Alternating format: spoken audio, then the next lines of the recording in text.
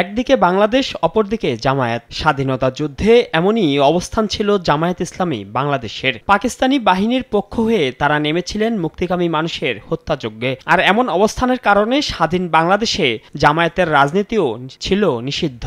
তবে সেই রাজনীতির মারপ্যাচে পুনরায় রাজনীতির সুযোগ পায় স্বাধীনতা বিরোধী দলটি। তবে তখন থেকে যুদ্ধাপরাধী দলটিকে নিষিদ্ধের দাবি ছিল বিভিন্ন মহলের।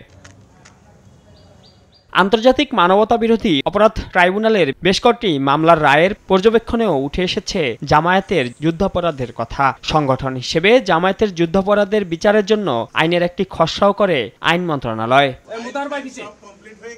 এ অবস্থায় সোমবার আওয়ামী লীগ নেতৃত্বাধীন 14 দলীয় জোটের বৈঠকে জামায়াত শিবিরের রাজনীতি নিষিদ্ধের সর্বসম্মত সিদ্ধান্ত হয়। এই সিদ্ধান্ত বাস্তবায়নের ভার দেয়া হয় সরকারকে। সেই অনুযায়ী বৃহস্পতিবার এলো সেই কাঙ্ক্ষিত নিষেধাজ্ঞা। সন্ত্রাস বিরোধী আইনে দলটির রাজনীতি নিষিদ্ধ করে বিকেলে প্রজ্ঞাপন জারি করে সরকার।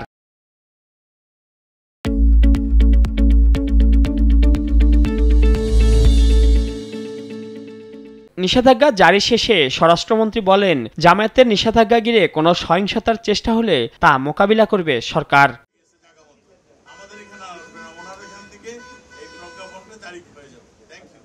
জামায়াত নিষিদ্ধের দাবি দীর্ঘদিন ধরে জানিয়ে আসছিল ৭১-এর ঘাতক দালাল নির্মূল কমিটি।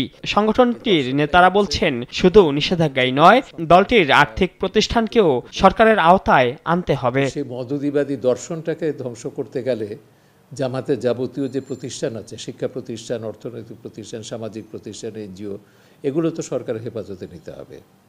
এই দর্শন তারা অন্য দলে অন্য নামেও প্রচার করতে পারে। তো বাংলাদেশে অন্য সেই এবি পার্টি নামে হোক কিংবা বাংলাদেশ ডেভেলপমেন্ট পার্টি নামে হোক, যে কোনো পার্টির নামে হোক, তারা বিএনপিতে ঢুকে এটা করতে পারে। সুতরাং এই রাজনীতিটা, ধর্মের নামে রাজনীতি, সন্ত্রাসের রাজনীতি, গণহত্যার রাজনীতি, এইটা বন্ধ করতে গেলে ৭২-এর সংবিধানে বঙ্গবন্ধু যেটা করেছিলেন সেইখানে আমাদের ফিরে যেতে হবে। ৪৫ বছর পরে হলেও জামায়াত শিবিরকে নিষিদ্ধ করায় দেশের রাজনীতি কলঙ্কমুক্ত হয়েছে বলেও মনে করেন রাজনীতির বিশ্লেষকরা।